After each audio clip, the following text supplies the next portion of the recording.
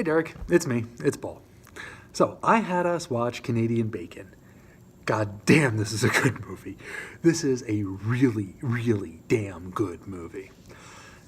I mean, I thought it might be good from the cast list alone. John Candy, Alan Alda, Rhea Perlman, the top three build. Turn around, there's Radial Rahim, and if you look at his picture on IMDb, he's the only black guy in the movie. You take a look at his picture now, you go, oh, it's that guy. I can never remember his goddamn name. But he's a damn good actor. He's in this movie. And it's one of those, you look at the cast list, and it is an amazing cast list from top to bottom, up to and including Rip Torn. So it's one of those, holy crap, there's a lot of good people in this movie. The one big red flag I had was that it's written, directed, and produced by Michael Fahrenheit 9/11 Moore.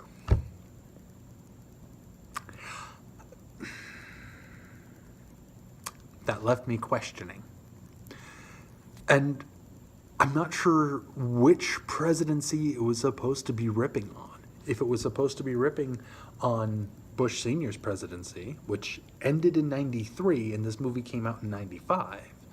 I mean, it could be a satirical look back. Maybe. It could be the fact that we're 2 years in on Clinton's presidency. And it's kind of satire of that. I don't know. That's kind of hard to pinpoint. But either way, it's kind of a look at post-Cold War America in general. Because what do we do now? What do we do now? The Cold War's over. We have no one that we're fighting. And that was one of the big things throughout the 90s. It was, the war's over. The war's over. We no longer have to worry. We no longer have to panic. That's the America you and I grew up in, bro. We don't really have to worry. It's safe again.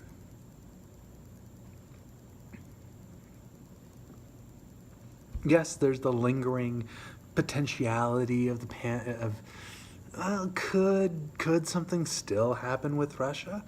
Is there a chance of something still happening with Russia?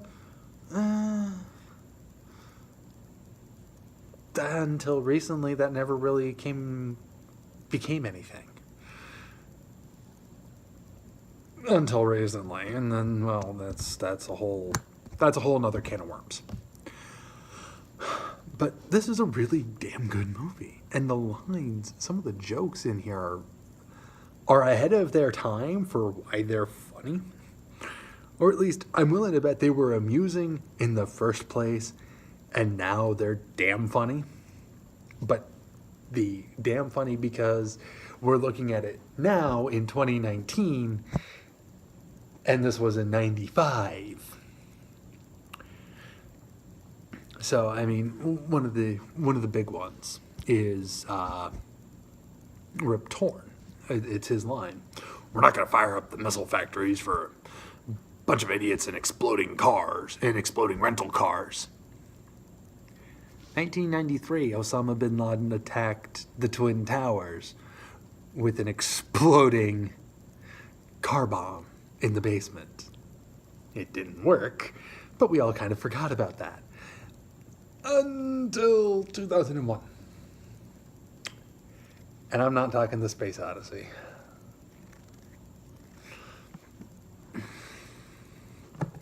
But what did we do? We fired up the missile factories for...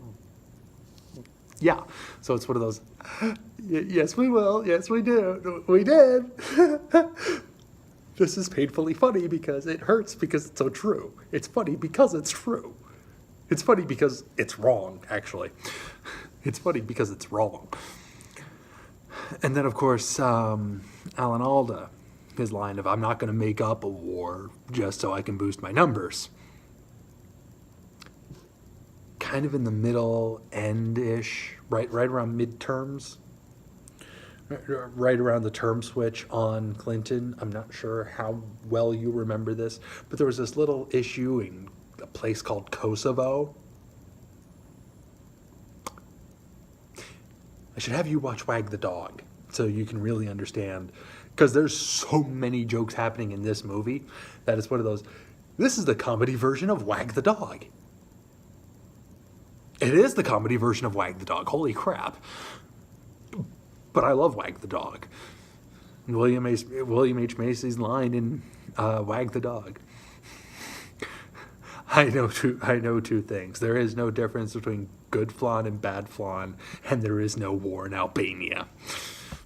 Oh, damn. It's drumming up a war to maintain better political stance. It's a whole thing. I'll have to have you watch it at some point. But Canadian Bacon here, it's beautiful. It is beautiful. It is funny from top to bottom. The opening sequence. Yes, we've started a new program. Yeah, the local sheriff's department has started a new program where you get $25 for each person you talk down and $50 for each body you clean up. Immediately cut to John Candy and Rhea Perlman. Jump! Perfect! Where is this Michael Moore? Why can't we have this? Why can't you go back to directing actual funny comedies with great timing? There's some moments of absurdist humor.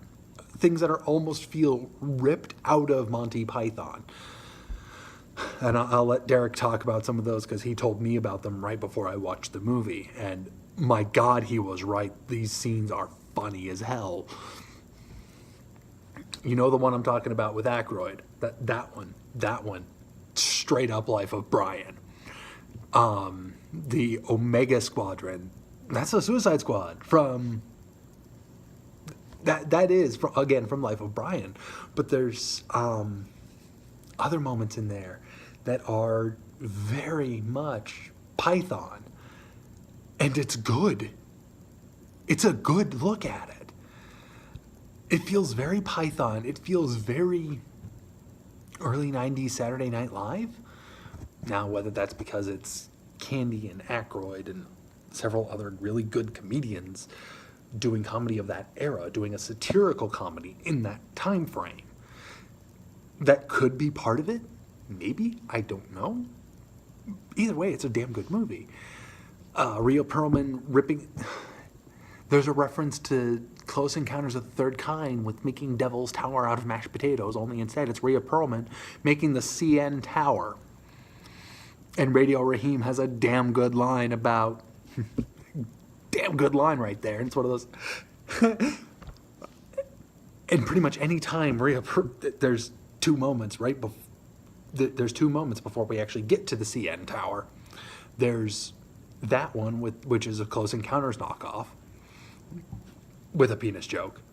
There's another one when they're drumming up the fear about Canada, where they're showing the CN Tower. Why would someone make such a long, hard, big structure? That while Rhea Perlman, again, is standing there cleaning and polishing, I think it's an RPG launcher. I don't know. I don't know my launchers. I don't know my shoulder fire rockets. It's all fucking bazookas to me. I can tell you the difference between a phalanx versus a 5-inch versus a harpoon versus a freaking tomahawk, but you put a shoulder fire up on it's a bazooka. I don't fucking know. But this whole plot is a Wag the Dog story gone wrong, but oh so beautifully right. I love this movie. It is beautiful. It's a couple of rednecks invade Canada, litter, leave, forget Rhea Perlman, and then have to go back. And I'm almost wondering if, because I know Rhea Perlman from Cheers. I loved her character in Cheers. She was great in Cheers. I almost wonder, Because I've seen her in Cheers, and I know the sharp, sarcastic humor she has there. And I've seen her in a couple of other things as well. And again, this sharp, sarcastic, cutting humor. I almost wonder if the scenes with Rhea Perlman in this movie, Michael Moore had the intelligence to go, Rhea, I just want you to do your thing, do whatever the hell you're going to do. I'm just going to let the cameras roll. I'll figure out the sounds afterwards. Just do you. Just, I'm going to put a camera here. We're going to walk away. We're going to go have lunch. Fill about 10 minutes. We'll be right back. Similar to what ended up happening with Brad Dourif in Death Machine, where it was a matter of, we're just going to keep the cameras rolling while Brad does his thing.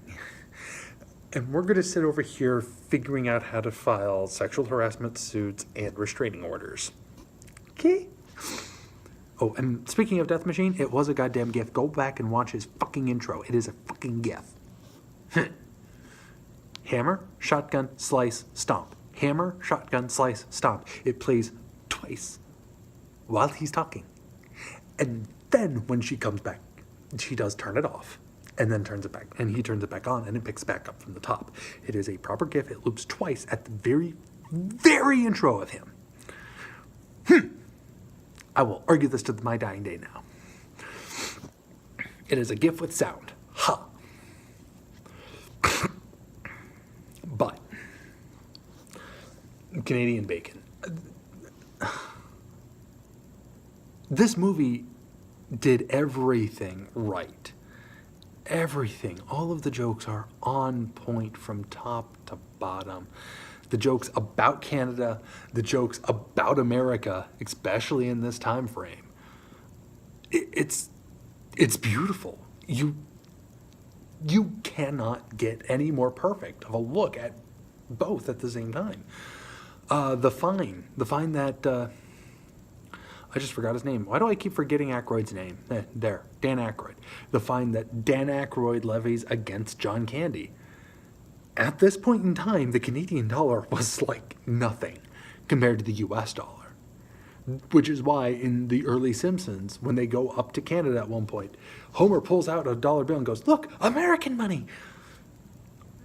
Now, since then, either our dollar has fallen or their dollar has risen, maybe a bit of both. Now it's closer than what it was, but it was ridiculously far apart in the early 90s. I mean, it was almost like dealing with yen and US dollars. 1 yen versus 1 US dollar. The prices were hugely different. So he levies a fine of 1,000 Canadian or $10 American. I'm not kidding. Dan Candy pulls out his way. Here, have a tenner. And then, of course, you need to fix this. Life of Brian. Yeah, so you get to fill in the rest of the joke. I'm going to be nice about that. You get to fill in the rest of the joke, bro. But this movie is just, it's perfect from the top to bottom. And even kind of like the end game twistish part where, guess what? The arms dealer's the bad guy? I mean, it's kind of a twist. I mean, you kind of expect that. Although, oh my God, his fucking... Right before President Alda shows up at the munitions plant that has been shut down because the Cold War is over, he delivers a line that I swear to God, I expect every goddamn... I now want to hear this from some politician because I believe it would be said in session. You know, it used to be easy. You had your Russian Reds, you had your Cuban Reds, you had your Hollywood Reds, here red, there red, everywhere red, E-I-E-I-O. You know, I can kind of hear that coming out of Trump's mouth. That's the sad part. I can hear Trump doing that. That's why that line's funny. Not just Trump, like half of Congress I could hear doing that. Half of Congress I could hear doing that. Most state and city level politicians I could hear doing that. And I think that's part of what makes it painfully funny. And that really does describe this movie. It is painful because it's accurate. Now, it was blowing it out of proportion 20 odd years ago. Now, it hurts because it's funny. It hurts because it's so goddamn accurate. It is funny because it is accurate. And goddamn. And I don't want to give Michael Moore too much credit, but at the same time, he wrote, he directed, and it is a well put together movie. It is great from top to bottom. And I don't know how the fuck he pulled it off. I kind of want to see the guy go back to theatrical movies. Because if he's capable of that, if he can tap back into that, because here's the thing, comedies are, the traditional idea of a comedy is tragedy plus time. Unless you're dealing with something that is more strictly satire. And that's what this is. A satire, you're taking a look and making fun of the current state. He's stopped making fun of it. But I'm willing to bet if he could actually sit down, maybe with a team of writers for now, if he could actually sit down and work with a team of writers and get his chops back together, he might be able to reach more people and have more people pay attention to whatever the hell message he wants, because this movie is filled with it. This movie is filled with his politics. But it's funny. And I want to watch it again, because it's good. I don't want to watch any of his documentaries again because they're not good. This is good. I want to watch it again. And yet, once, like I said already, it's filled with his politics. Michael, buddy, there's your trick. You want people to listen to you? Make more funny shit. But, and I hate the dude. I hate his documentaries. His documentaries are shit. And yeah, he has the occasional point that I do agree with, but he's an asshole. And now I have Spaceballs playing in my head. And you know the scene. Derek, I know you know the scene. So, but yeah, I loved this movie. I'm glad I picked it. I love it. All because I saw it early 2000s, like 5 minutes of it, and went, hey, I remember kind of liking what I saw of this. I want to know the hell the rest of this movie is. Well, shit. So, I'm going to stop talking. I'm going to get back to work. I want to hear your thoughts on it, bro.